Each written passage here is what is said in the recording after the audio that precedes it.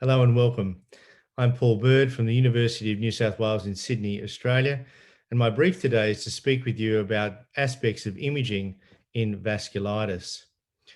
We all know this consensus guidelines for vasculitis. We know this diagram well. Imaging can help us most in large vessel vasculitis and medium vessel vasculitis, and that's where we'll be concentrating the talk today. First, we'll look at large vessel vasculitis and some of the evidence for imaging in both diagnosis and monitoring for conditions under this umbrella. We're all aware of the broad categories of vasculitis under the umbrella of large vessel vasculitis: classic cranial GCA, which presents with headache, high ESR; systemic GCA, which often presents as pyrexia of unknown origin, but with protein different manifestations; and of course, Takayasu's, which affects a younger age group. These are the three broad categories that we'll be examining. To do that, we'll look at four types of imaging: ultrasound, computed tomography, MRI, and positron emission tomography, or PET scan. Before we dive into that, let's look at some guidelines. Always good to look at the guidelines first and see where we're up to. These are the 2018 guidelines from EULAR on recommendations for use of imaging in large vessel vasculitis. To focus you, EULAR is fairly image heavy. You can see in this recommendation that ultrasound of temporal or axillary arteries is recommended as a first modality.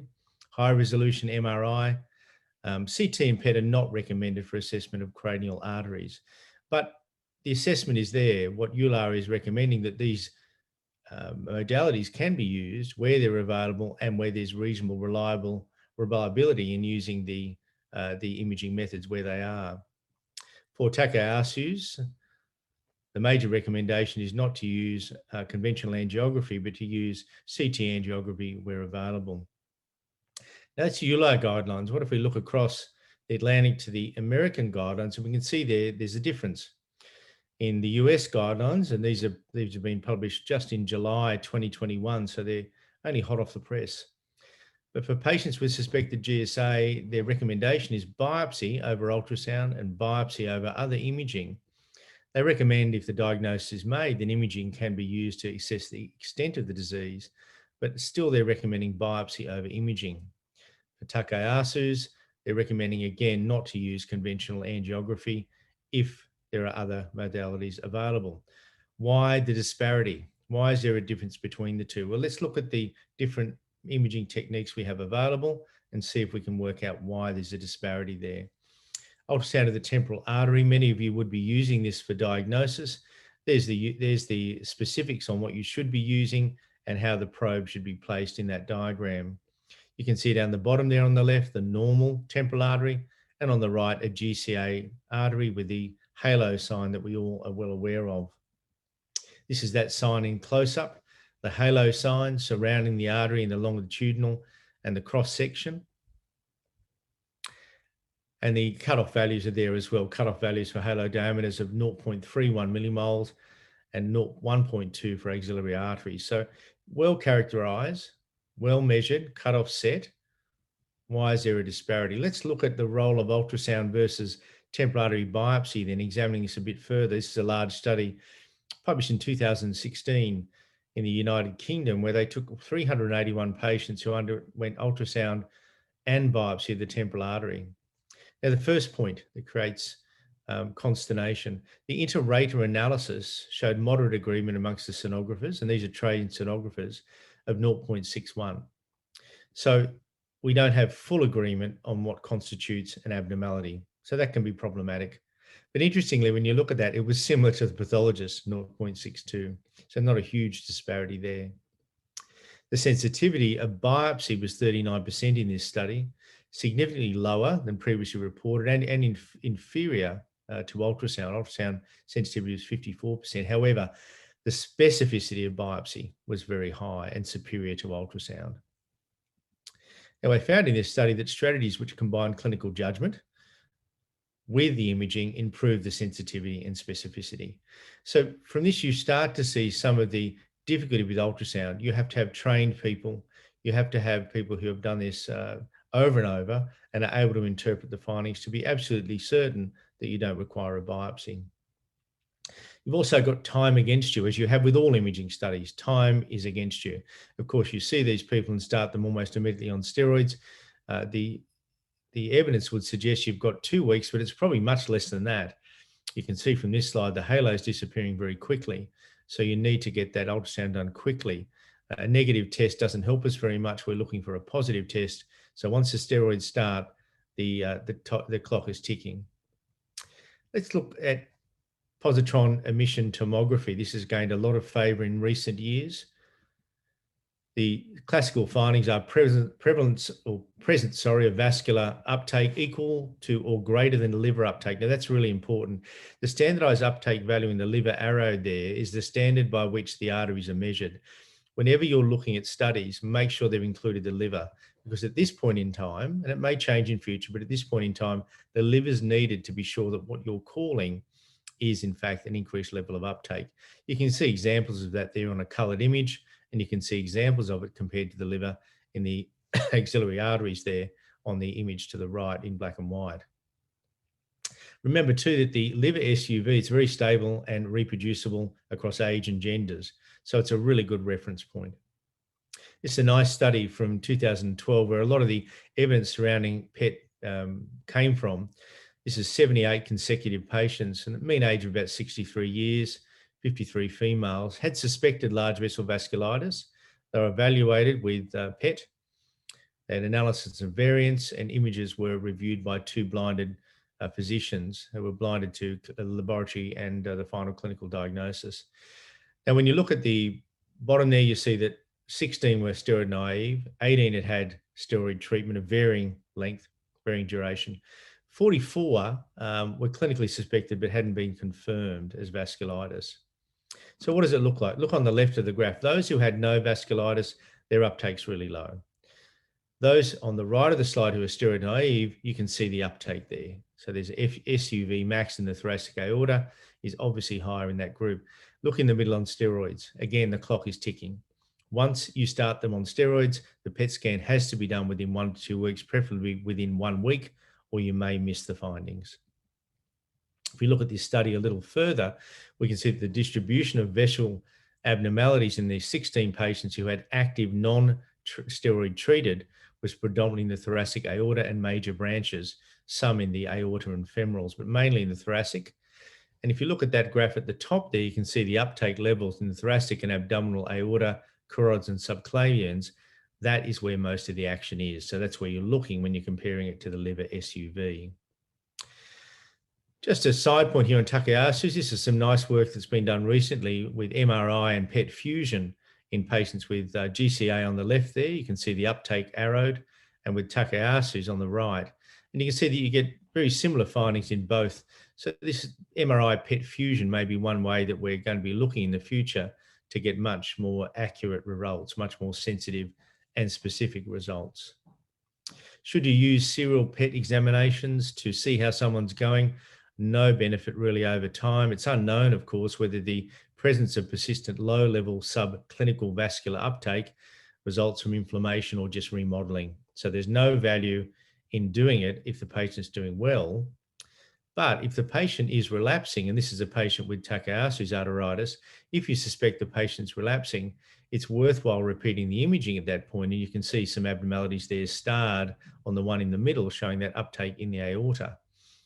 To give you some idea of the spread of the disease, the intensity of the uptake in planning your therapy going forward. The drawback, of course, of PET is the radiation exposure. You can see this is an adult approximate effective radiation dose. You can see a whole range of radiographic techniques on the left-hand side there, but the thing to look at is the comparable to natural background radiation. So a PET scan is comparable to 8 years of background radiation. Of course, it doesn't mean we don't do it, but we take it into account when we employ the technique. Computed tomography provides structural data and can provide also activity data with circumferential wall thickening, usually the most common sign. Occlusion stenosis are the clues that you can get on doing CT. So nice images there. On the left, you can see the red dots show diffuse mural thickening of the thoracic and the abdominal aorta in this patient. And on the right, you can see a cross-sectional where you've got that diffuse thickening again. So contrast enhanced CT can show thickening of the artery. So certainly can be used when other modalities are not available. Also gives you structure, particularly with these beautifully reconstructed 3D images, which show stenosis there at various levels that you can see. They're arrowed as you go along. And you can see that stenosis can also give you clues about what's happening in someone who presents with claudican symptoms or other unusual symptoms. Again, the drawback of CT is the radiation exposure. Again, to remind you that a CT chest, for example, is about 2 years of natural background radiation, probably a little bit lower with the newer low-dose CTs. But again, as a once-off, okay, but employing it on a regular basis, we have to be careful. MRI has increasingly been used because of the lack of ionizing radiation, but accessibility is a problem. On MRI, what we see is mural wall thickening, edema, and contrast enhancement. That's gadolinium in the ascending and descending thoracic aorta. You can see that in this image on the screen. There's some lovely images showing the ascending aorta there in a 77-year-old female who has giant cell arteritis. And you can see the coronal pre and post contrast. You can see the increased uptake there, running out not only on the aorta, but out to the subclavians. And if you look to the right there, because this is a 3D image, they are able to reconstruct. So you've got the thoracic aorta, common carotid, and the subclavian there in line. And you can see the uptake running along the wall in all of those, and the different lumen sizes, of course, consistent with the different arterial sizes. But 3D MRI is very useful for being able to reconstruct images like this. Usually it's done pre and post contrast, and you can see the different techniques that are used there, the bright blood stacks and the 3D contrast enhanced magnetic resonance angiography. A very useful technique if you have it available because of the lack of ionizing radiation. There was obviously the use of gadolinium does pose a low risk, and a preferred technique if you're using it to follow patients in clinical trials because of the lack of ionizing radiation. A summary slide, always good to have a summary slide after all of that information. What you can see along here is in this publication, what they've done is attempt to pool all the data and look at the sensitivity and specificity on the left there. You can see for ultrasound, for example, 77% sensitive, 96% specific when you pool the data. Cranial MRI, you can see there, CTA, MRA, and PET. And you can see the key imaging features there that are expected that we discussed, the role in disease activity, the strengths and the weaknesses. And most of the strengths relate to, for example, ultrasound portable, easy to use, no radiation. And we balance that against really incredible detail with MRI, but low accessibility and cost. Here's another suggested way of investigating people from a rheumatology publication in 2018. Love flowcharts, so I like the way this sets it out, just as a way of conceptualizing where we are at the moment with imaging. If you follow that through, we've got a patient who has suspected large vessel vasculitis, and they've got predominantly cranial symptoms on the left. And what they're doing there is having I guess a bit both ways. They're saying, okay, temporal artery biopsy or ultrasound and or both, depending on where you live in the world. And depending on what you get on the result, then you can move along through that flow. But on the right there, note that if the GCA is confirmed, what they're recommending is that you obtain a baseline imaging of the aorta, particularly to check for any evidence of stenosis or dilatation. If it's intermediate or you're not absolutely certain, then you move to other confirmatory techniques like MRA or CT, you can see in the middle. For those patients presenting with predominantly extracranial symptoms, PET is probably the preferred initial investigation. If it's confirmed, then you move ahead. If it's low probability, consider alternative, and you can see intermediate, which is where clinical medicine often sits. They're suggesting considering biopsy or ultrasound under those circumstances. Not a binding pro forma, but one that you may consider helpful in your clinical practice. That concludes large vessel. Let's take a short tour of medium vessel. This won't take very long. Just a few things I wanted to draw your attention to. The usual or the time-honored technique was fluoroscopic guided contrast angiography. It was the optimal modality, sensitivity, specificity very high, but of course it carries a risk of arterial cannulation, so not used as often these days. You can see lots of examples there in those images of aneurysms, stenoses, all the things that we are used to looking for in people with medium vessel vasculitis. CT angiography is now the preferred non-invasive option. Of course, it involves contrast, but it's given intravenously. Maybe less sensitive for the detection of microaneurysms, but certainly a useful technique. And one of the things that's great about CT, of course, are these wonderful reconstructions that can be done. And you can see at the left there, the arrows show the snipping off of the vessels, the stenosis. And you can see in the middle there, that fusion reconstruction, where there's color, that stenosis there of the renal artery. And you can see on the left there, there's the absence of the left renal artery following occlusion. So CT, very helpful when you're investigating someone who you suspect has medium vessel vasculitis. And you would all be aware of these techniques in the abdomen and elsewhere. But something I thought was interesting, which has been published relatively recently, is findings in patients who present with large vessel vasculitis symptoms, for example, pyrexia unknown origin or claudicant symptoms, and the use of MRI. This is a patient with such symptoms, and what they're presented with is fever, claudicant symptoms, and the MRI shows uptake in the muscle. Now, the uptake in the muscle corresponds to biopsy findings, which show there's a punch biopsy here, showing vasculitis with fibrinoid necrosis of the vascular wall. So this is interesting. It may help us in identifying these people rather than doing what we sometimes do, which is a blind muscle biopsy. We can do MRI. And this, from this publication, which is listed at the bottom there, they've been able to come up with a number of different patterns of muscle signal alteration, which are seen on MRI in patients with medial vessel vasculitis. And this may be helpful in guiding your clinical diagnosis and helping in your management. So that concludes the talk today on vasculitis imaging. We've taken a tour of large vessel vasculitis and looked at the specificity and sensitivity of a number of techniques. And we've also taken a short tour of medium vessel vasculitis. Thank you very much for listening, and I look forward to interacting with you and taking your questions.